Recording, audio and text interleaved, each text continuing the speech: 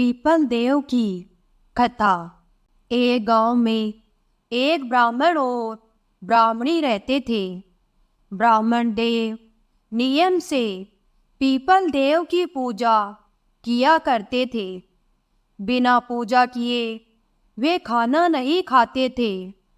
जब भी पूजा करते पीपल के पेड़ से आवाज आती, मैं देऊं तो मांग। ब्राह्मण देवता आवाज सुनकर घबरा जाते कि ये आवाज कहाँ से आ रही है। घर जाकर वह इसी सोच में खोए रहते। फिर एक दिन ब्राह्मणी ने उनसे इस दुख का कारण पूछा और बोली कि कौन सी बात है जो आपको खाए जा रही है। मैं तो अच्छा खाना बनाती हूँ, फिर आपका शरीर कमजोर क्यों होता जा रहा है। हमारे यहाँ कोई कमी भी नहीं है, फिर आप उदास क्यों रहते हैं। बार बार पूछने पर ब्राह्मण देव ने कहा कि जब भी मैं पीपल की पूजा करता हूँ तो वहाँ से आवाज आती है, मैं देऊं तू मान। तो ब्राह्मणी ने कहा, पीपल के पेड़ पर ब्रह्मा, विष्णु और महेश तीनों देवों का वास होता है। शायद वह आवाज उन्हीं की हो। अगली बार जब पूजा करने जाओ तो आप अपनी मनोकामना उनसे कह दीजिए, जो चाहिए मांग लीजिए। तो ब्राह्मण देव ने कहा, क्या मांगूं। तो ब्राह्मणी ने कहा, आप उनसे कहना 16 साल की काया दे, 1000 साल की माया दे, पोते पोतियों का परिवार दे और सारा सुख दे। ब्राह्मण देव ने वही किया। जब दूसरे दिन वे पीपल देव की पूजा करने गए तो पीपल से वही आवाज आई, मैं देऊं तू मांग।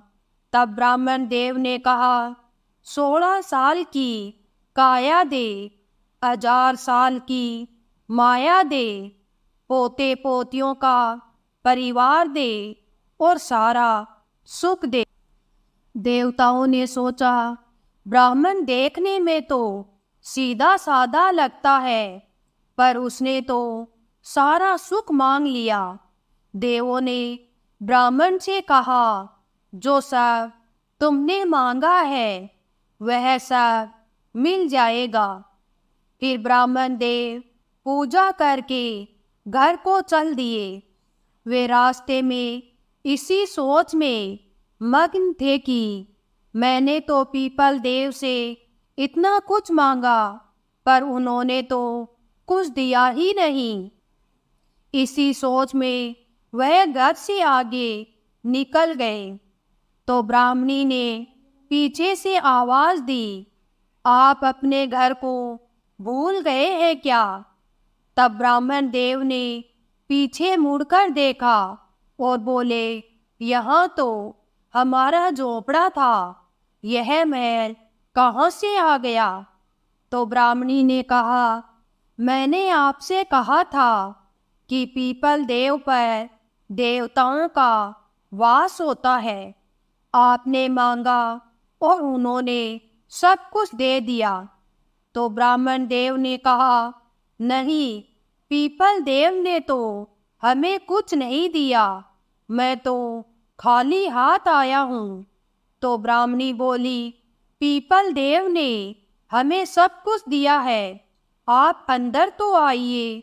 तो ब्राह्मण देव जब अंदर आए तो वहाँ उनके पोते पोती खेल रहे थे। सारा घर धन दौलत से भर गया था।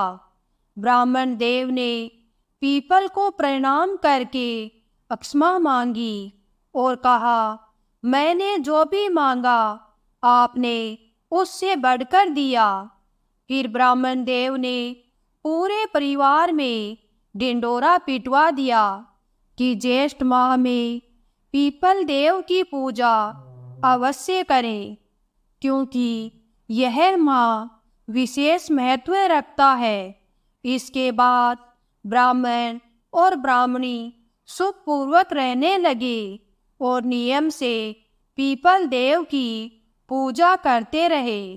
हे पीपल देव, आपने जैसे ब्राह्मण देव पर कृपा की, वैसे ही सब पर कृपा करते रहना।